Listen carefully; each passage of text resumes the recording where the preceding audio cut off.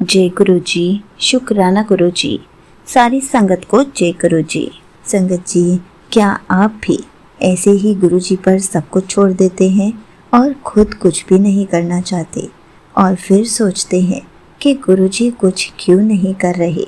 तो चलिए इसी पर एक आंटी जी का सत्संग सुनाती हूँ, जिसमें उन्होंने इस बात को बहुत अच्छे से एक्सप्लेन किया है। ये सत्संग पूरा ज़रूर सुनिएगा, आपको बहुत अच्छे आंसर्स मिलेंगे। तो चलिए आंटी जी का सत्संग सुनाती हूँ। संगत जी, मैं गुरु जी के साथ 6 साल पहले जुड़ी थी, लेकिन आज मैं अपना पहला शुक्राना सत्संग शेयर करने जा रही हूँ। इन 6 सालों में मैं सोचती थी कि मेरे साथ तो इतने बड़े कोई सत्संग हुए ही नहीं, तो मैं क्या शुक्राना सत्संग शेयर करूँ। पर आज जब पीछे मुड़ के देखती हूँ तो लगता है कि गुरु जी ने हमें क्या क्या नहीं ब्लेस किया। संगत जी, मेरे मन में अक्सर एक ख्याल आता था कि मुझे कैसे पता चलेगा कि मैं गुरु जी के साथ कब से जुड़ी हुई हूँ। तो ऐसे ही एक दिन सत्संग सुनते सुनते किसी संगत जी ने कहा कि उनका बर्थडे 7 को आता है और वो बताती हैं कि वो तो बचपन से ही गुरु जी के साथ जुड़ी हुई हैं, क्योंकि उनका बर्थडे डेट भी 7 है। तो मेरे मन में भी ख्याल आया कि मेरा बर्थडे भी 16 को होता है, जिसका मतलब है 6 + 1 = 7। तो मैं बहुत खुश हुई ये सोच के कि मैं भी यही सोचा करती थी कि मैं कब से गुरु जी के साथ जुड़ी हुई हूँ। तो मुझे मेरा आंसर मिल गया, शुक्राना गुरु जी। संगत जी, कुछ दिनों से मैं यही सोच रही थी कि मैं सत्संग तो शेयर करना चाहती हूँ, पर ऐसा क्या सत्संग शेयर करूं? मेरे साथ तो कोई बड़ी चीज़ें हुई ही नहीं है।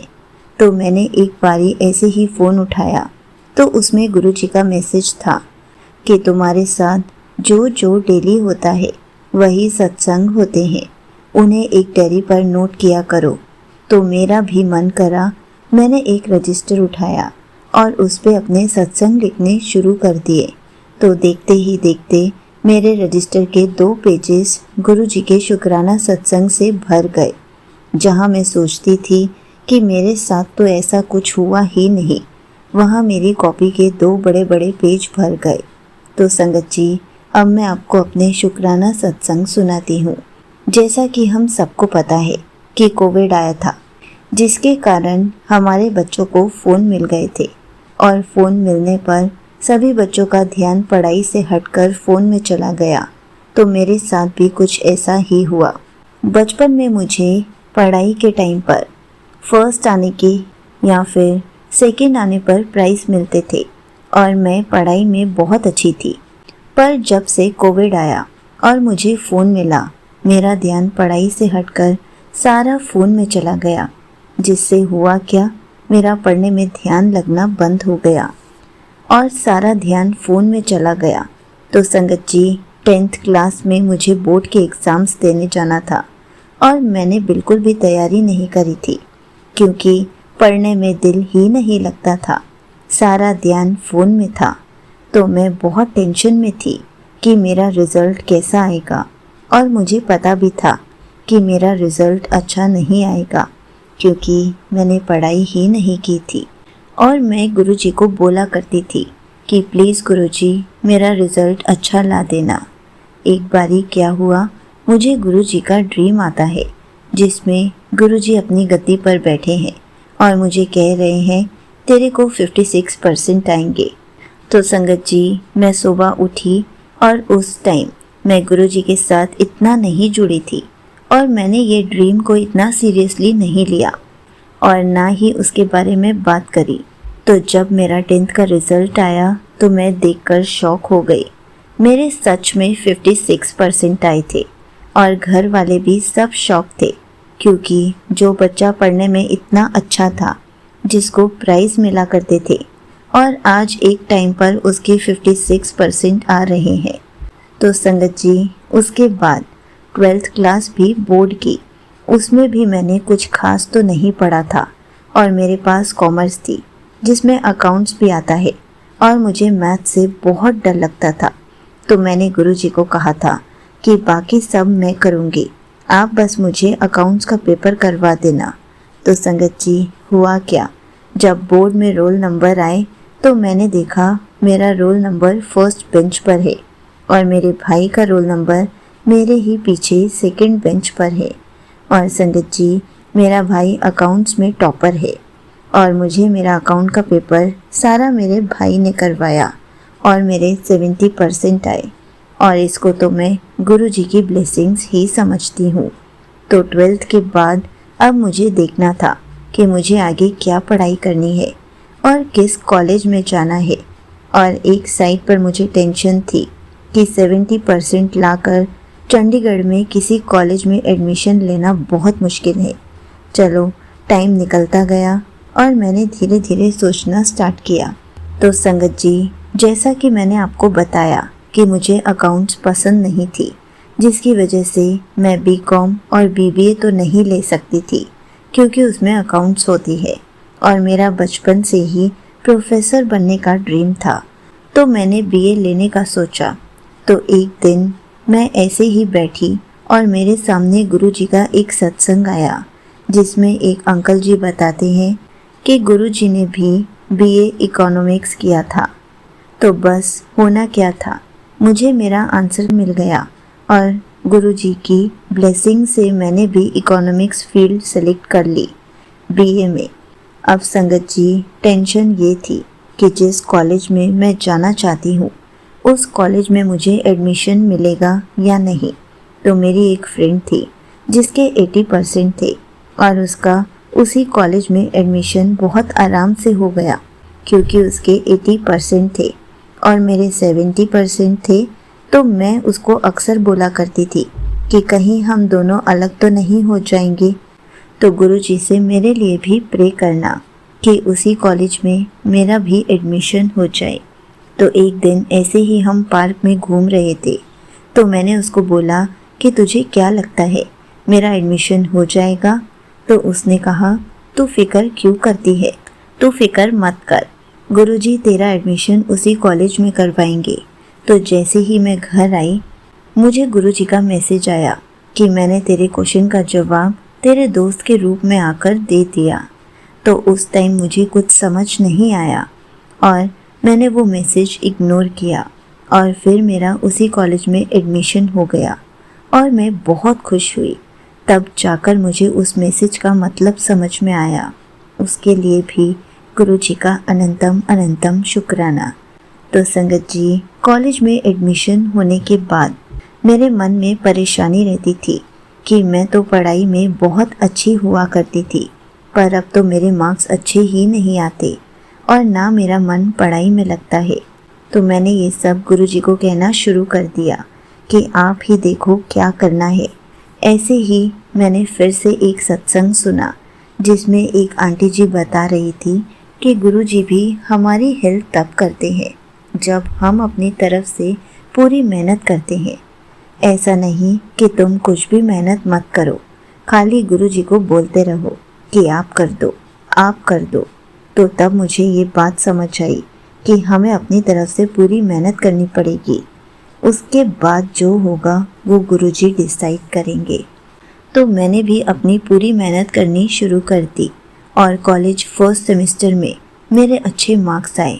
ऐसे ही फिर सेकंड सेमेस्टर आया जिसमें मुझे इकोनॉमिक्स में स्टैट्स और मैथ्स आना स्टार्ट हो गया और मुझे तो मैथ्स से डर लगता था।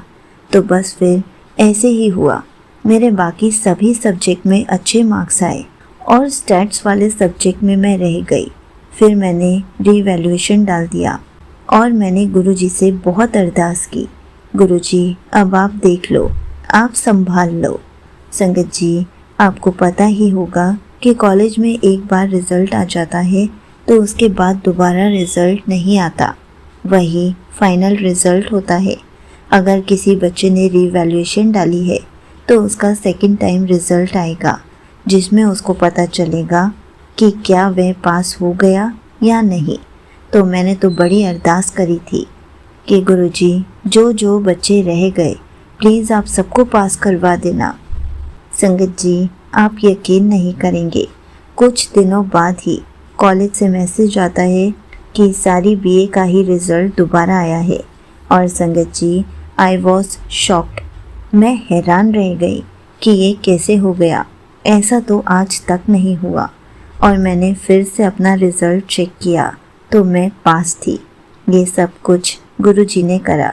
गुरुजी ने मेरे साथ साथ बाकी बच्चों को भी ब्लेसिंग्स दे दी, जिसके लिए गुरुजी का अनंतम अनंतम शुक्राना। तो फिर संगत जी, सेमेस्टर 3 आया और मैंने बहुत मेहनत की, नोट्स बनाए। और ऐसा नहीं कि मैं पूरा पूरा दिन पढ़ती थी, बस दिन के 5-6 घंटे पढ़ती थी और वही 5-6 घंटे अच्छे से पढ़ती थी। और फिर 3rd सेमेस्टर का रिज़ल्ट आया, जिसमें मेरे 100 में से 86 मार्क्स आए। संगत जी, मैं यहाँ उन बच्चों को बताना चाहती हूँ जो कि मेरी तरह ही पढ़ने में अच्छे होते हैं, पर कभी कभी पढ़ाई में ना मन लगने के कारण खुद से मेहनत भी नहीं करते और सब कुछ गुरुजी पर छोड़ देते हैं। तो संगत जी, ऐसा नहीं होता। हमें अपनी तरफ से पूरी मेहनत करनी पड़ती है और उसके बाद फिर गुरुजी से प्रे करनी होती है कि गुरुजी, मैंने मेरा बेस्ट दिया, अब आप आगे देख लीजिए। बिना मेहनत करे गुरुजी भी हेल्प नहीं करते, पर जब हम अपनी तरफ से किसी भी काम में पूरी मेहनत करते हैं तो गुरुजी उसका रिज़ल्ट बेस्ट ही लाते हैं। और उसके बाद मेरे मन में आया कि गुरुजी, मैंने पेपर तो बहुत अच्छे करे थे, तो मेरे 86 तो आ गए, 90-95 भी तो आप दे सकते थे। और उसी पल ईशा आंटी जी के सत्संग में ही किसी का सत्संग सुना, जिसमें आंटी जी बता रही थी कि उन्होंने भी ऐसे ही गुरुजी को कहा था कि मेरे और अच्छे मार्क्स आ सकते थे। तो गुरुजी ने जवाब दिया कि हाँ, तेरे और अच्छे मार्क्स आ सकते थे, पर मैंने तुझे इसलिए इतने मार्क्स दिए ताकि तू और मेहनत करे। ये है हमारे प्यारे गुरुजी। और अब मेरे 2nd ईयर के फाइनल एग्ज़ाम्स चल रहे हैं, जिसमें से 2 रह गए और 4 हो गए।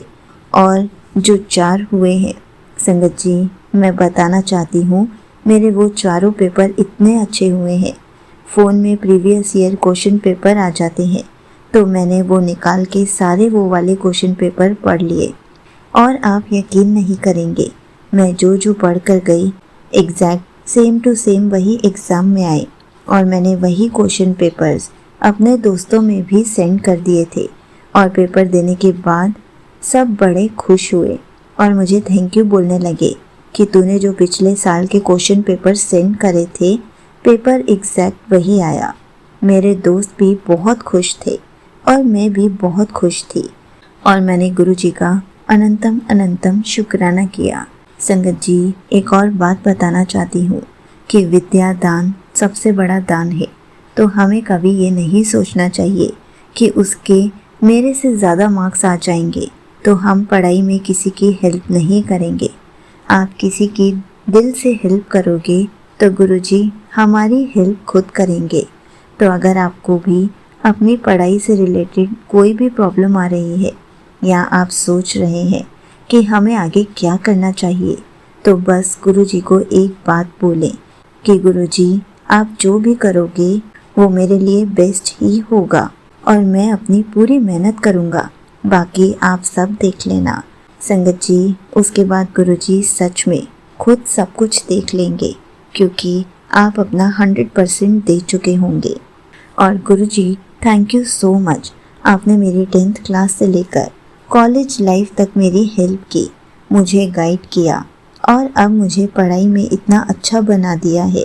गुरुजी का अनंतम अनंतम शुक्राना। यहीं पर आंटी जी का सत्संग समाप्त होता है। संगत जी, ये बात तो सच है।